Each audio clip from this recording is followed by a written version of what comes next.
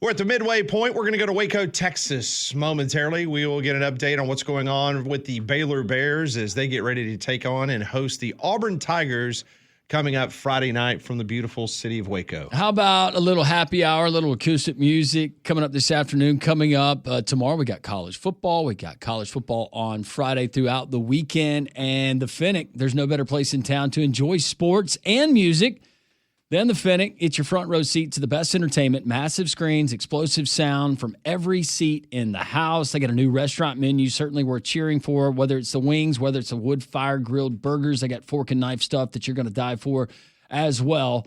The Finnick's new 6-day schedule, it includes live acoustic acts Wednesday, that's today, through Friday from 5:30 until 8, and then that's followed by live bands at 10 o'clock on Fridays.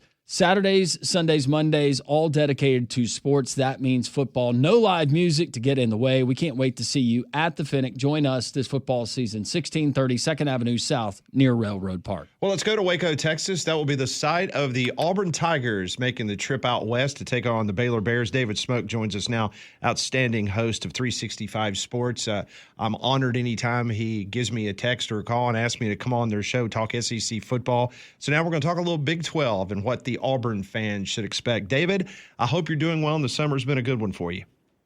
Yeah, it has been. It's interesting, guys. It seemed like I was like, man, the season's around the corner. I had 5 weeks left, and then but it's here. Oh no, it's here. This is the week that you feel like your hair's on fire, and that's a good reason. That means football, the first full weekend of the season, plus all the stuff that goes on in this state with high school football, like it is where you are too. Well, listen, a lot of Auburn fans are fired up about making the trip out to Waco. You've been around that program for some time. Just talk us about the excitement level of this game in particular, a Southeastern Conference team coming to the great state of Texas playing Baylor. It is, in my opinion, I've been in the area now since 2010. It is, in my opinion, without question, the biggest non-conference game inside McLean Stadium. And then, of course, even before that, for a pretty good stint inside of what was Floyd Casey. Grant Teff, who was is the legendary coach, they would play a lot of great teams at home. They did, and Baylor did. They would play big boys. But when Art Briles took over the program in 2008, their non-conference schedule was not very good. Well, they were not very good. So honestly, what they did, and it was pretty obvious, that they said, okay, we need to schedule 3 or 4, depending on the schedule, gimmies. And not all of them were gimmies, by the way, for them when he took over. So if you'll recall, back when they started to make a run, RG3 won the Heisman at 11, then they were in the college football playoff mix, really in 14, and then even 15, 16, everything kind of fell apart. They were always pretty darn good. They would beat Oklahoma occasionally, or they were beating Texas or Oklahoma State, etc. But their non-conference game held them back. And it held them back with national, either the media, and it should have. It wasn't good. But their reasoning was they had not been to a bowl game in a decade and a half. And so they had to find a way to get the 6 wins. That was they were terrible. So get the 6 wins. And then Briles' teams got better.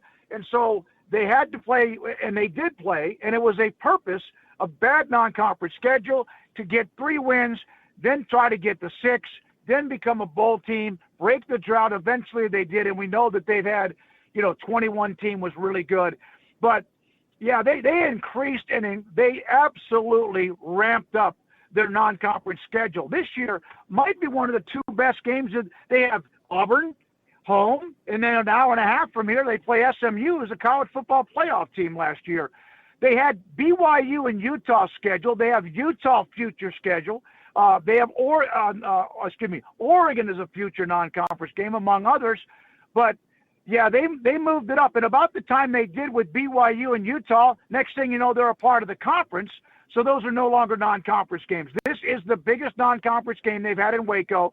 I can say at least 15 or 20 years, and surely inside McLean Stadium. David, as we look at this particular matchup, we're going to get there inside of McLean Stadium on Friday night between Baylor and Auburn. From the Baylor perspective, what are the biggest concerns and or unknowns for this Baylor team against Auburn and what you expect? Well, it's got to be when they played LSU in the bowl game in Houston. It was a great game, very competitive game, and it kind of turned a little bit. Doesn't mean LSU was not going to still score a bunch of points and Nussmeier putting up big yards and points. But the game turned when Bryson Washington, their star running back, who had over 1,000 yards and didn't even start the year as a starter, when he went out. And that doesn't mean Baylor still didn't move the ball, but it did kind of change things a little bit. The deal, Aranda's second year running the defense, not that he didn't have his fingerprint on it for a little bit, but running the defense. They stayed away from the transfer portal when they shouldn't have after that really good team that beat Ole Miss in the Sugar Bowl in 2021. They have multiple transfers all over the defense, and wide receiver too. The defensive is the secondary. It's the secondary. I think they have some people, even though Auburn's got that huge and experienced offensive line, I think they have some ways to maybe, or at least they hope to put pressure on Jackson Arnold and either force a bad decision or maybe get some negative plays. But the whole thing is, can that secondary hold up, because they didn't against LSU? They're a year older. Sometimes that's great. And then again, but were they good enough even a year older? So to me, that is the big test. They have Taz Williams is not going to play this first game. But I don't know. They've got the freshman All-American a couple years ago in Caden Jenkins. He kind of was there last year. Wasn't a lot of big plays. Can they hold up if Auburn has time, which, they hope they do. Auburn does. Jackson Arnold, the Cam Coleman, the great receivers. Can they hold up enough to not get gashed in the secondary with Hugh Freeze wanting to throw the ball deep? David Smoak joins us on 365 Sports from Waco. Joins us as we preview the Baylor game against the wonderful Auburn Tigers. All right, so let's talk a little bit about Dave Aranda. You were on this program about a year ago, and we straight up asked about the pressure that was mounting on Dave Aranda, and you were very frank in which you thought he had to get to a certain number, and he did. Has that calmed down, David, in regards to Dave Aranda and what's expected this year for this team? Oh, yeah. But you know what that's like. That's like it's like a thermometer. It's hot in the summer and it's cold in the winter. And the coaching saw always seem like they're on the hot seat. There's only a few that aren't. Yeah, they had the thing about this, and Baylor's had some teams that won the Southwest Conference or won the Big 12, but that 2021 team was dynamic. That team was really good at 12-2. And had guys who are now on their second contracts in the NFL, and Jalen Petrie and Terrell Bernard and others.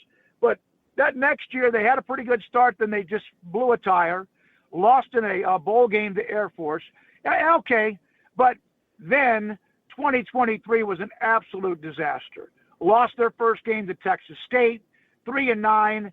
They weren't very good. They didn't look very good. Aranda probably won so quickly that everyone said, okay, and no, there's no question. And you remember, they were 2-4, Pat, and they were 2-4, and then went to Lubbock and beat Texas Tech. They've done that a couple of times now in Lubbock, the last two times they've been there, and turned everything around.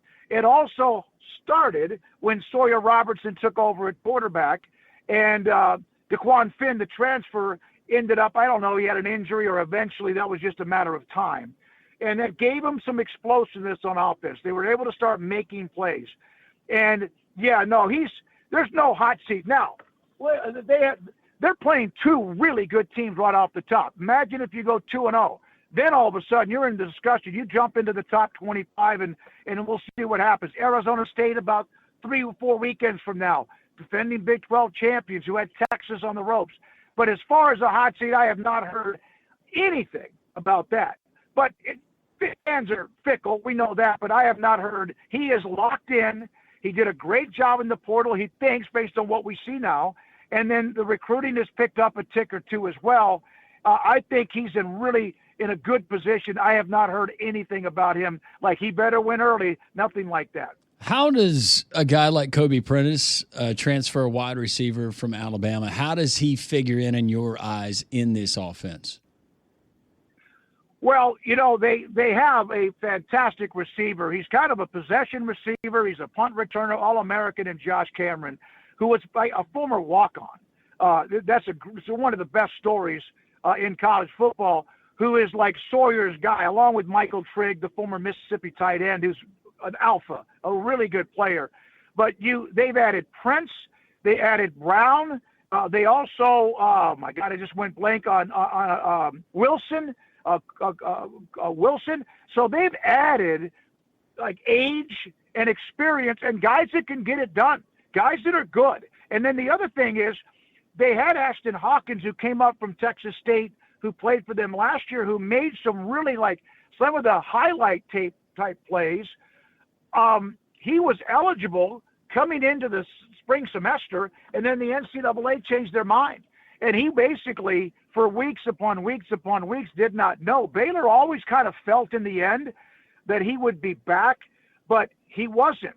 And then all of a sudden, what was it, like right as camp was starting, he was cleared again. Because you never know what the NCAA is going to do. You really don't. So their depth at wide receiver, there was a little bit of a concern there. They also have a couple of guys that it's time for them to grow up and be football players. And Jaden Porter, a local kid from just south of Waco. But I think Prentice, they got guys from Alabama, they got guys from Oregon, they got players that were at Ole Miss, they got players that have been at big schools, and that's kind of the way it is now in college football. And I do think that they will look for Prentice to help open things up, spread the field a little bit, and I think he'll be very heavily involved. David, you just mentioned Arizona State a couple minutes ago. That was the surprise team that ended up winning the Big 12 Conference, depending on what magazine and prediction service that you subscribe to. Arizona State, Texas Tech, Baylor, Utah, all of those teams in the mix potentially to vie for a Big 12 championship. In your eyes, are those the teams that are going to be vying for that championship as we get to the end of the season from the Big 12? It is the craziest thing, guys. And I know when I do this, sometimes people roll their eyes. In 2021, Baylor was not anywhere near the top of the preseason poll. And they won it. They beat Oklahoma State in that dramatic game. In 2020, 2023, TCU was not picked anywhere near the top. They're in the championship game. I know Georgia destroyed them, but they had the big one against Michigan. They won a lot of close games, like 4 or 5 or 6 one-score games, bang plays at the buzzer too. And then same thing with Arizona State. They were picked dead last. And I have a vote. The Big 12 this year said, we're not going to do a media poll. I was relieved. And it's not because I don't mind being wrong, because I do that a lot, but it's almost impossible. One of the things with this conference is, Arizona State, BYU last year picked deep into the poll. They were right in the middle of it. We saw what Iowa State, Kansas State, like mirror images of each other. Texas Tech, with all they've added to their roster with a portal, and also with what they've been able to do as far as they have Baron Morton, who gets overlooked all the time at quarterback in a conference that has like 9 guys who all are pretty seasoned. I'm not trying to dodge the question. I think it's hard. They need someone to become kind of an alpha. When they lost Texas and OU, Texas hadn't really done much. They had been through about a decade of like the wilderness. A team or two that made a run and played, for the Big 12 championship, and eventually won it the last year with Sark. But they don't have a dog. They don't have a logo. They don't have a blue blood. And so with that, is anyone capable, and you don't get to be a blue blood because of what Arizona State did 1 year, but who can maybe establish a 3 to 5 year run where they're in the mix, or they're in the playoff, or they're winning the title? Because Oklahoma did a lot, and then Texas, of course, had the run with Mac Brown. But a lot of other teams started winning. K-State, of course, with Snyder, but again, Oklahoma State with Gundy. Who are they? We don't know. And then Baylor has won multiple Big 12 titles. I honestly think this, and this is not dodging your question. When you look at the SEC, you don't know. Maybe is LSU going to step up, and is Is it their time again? Is Florida on their way back with Lagway? But you still can always rely on what Georgia, Alabama, and I know that Auburn obviously has had their great history too, or Texas. You know what they're going to be. Is A&M going to flirt again? Are they real? But you have some logos. You have alphas. You have blue bloods, some of those that I mentioned. And the Big 12, it's hard to okay, we know. There was many years, if Oklahoma wasn't picked to win it, then Texas, all of a sudden was slotted number 2. And that's just lazy, because they weren't really competing that often after they had that team that played Alabama for the national championship. I think a lot of people are, okay, we have to put Texas. It's like we have to put Texas, like many preseason polls, the AP, well, Texas is 25. We can't have a poll without them in it. For the longest time, let's be honest, they didn't deserve that. Yeah. They hadn't earned that. Now, of course, they're big time with what they've done. I think there's a group of 6 or 7 teams that's not dodging your question that can win the Big 12 conference, because it's just the way the schedule is, and it's also just so many teams that are very, very similar when you look at who and how they're built. That is David Smoak, 365 Sports out in Waco. I know a lot of Auburn people, a lot of orange is going to be seen in your town coming up in the next couple of days. Yeah. And I know they're looking forward to coming out and being on the Brazos. Let me tell you, if you don't mind, I know you guys got to go. So I had kind of known this about a month ago, that RG3 was going to make his Fox Sports debut in the Auburn game. So I swore on Sunday, I put this innocuous tweet out about that Fox Sports, this is RG3's debut. Interesting timing, because Baylor and Auburn. I've broken news. I've had some huge news over my time since Twitter, and I cannot. The amount of landslide anger from Auburn fans about RG3 and the broad, it's like, I was like, yep, this is the SEC, baby. It just means more. And RG3 sometimes, probably when he does games, he's like Cole Kublik is an Auburn guy. He's a great broadcaster. Yeah. You would never know. We know he's a great Auburn man, but he's a great sideline reporter, analyst. And it's funny but I had to bring that up. I was like, my God, I may have gained 10,000 people watching me just because of that tweet with Auburn fans. It was great. Oh, well, listen, they are passionate. That's why, hey, David, that's why we have been in Birmingham and talking Alabama and Auburn football every day. We are at the epicenter of that. So it is. It is. I think it's the best college sports town in America. Yeah. I think I know there's others, but I think it's got to be where it's like right through the heart and spine of college football, no question. Well, listen, David, I know folks are going to have a great time in Waco. Should be a great game, a very competitive game, and I hope you'll come back. It's always great to catch up, and hope to talk to you again soon. Yeah, Pat, I'll be in touch with you too, buddy. Thank you so much. Thank you, David. Thank you so much. That is David Smoak, one of the best in the business. Covers the Big 12, been doing it for a long time there in Waco, Texas, 365 Sports, the go-to show if you want to hear what's going on in the world of college football. And he joined us on the Higginbotham Hotline. You deserve solutions that are built for you. Higginbotham is your one-source solution for insurance, financial, and HR services. We do have a little news about the Baylor-Auburn game. Landrum will tell you next what's going on with Eric Singleton Jr. That's next on Three Man Front.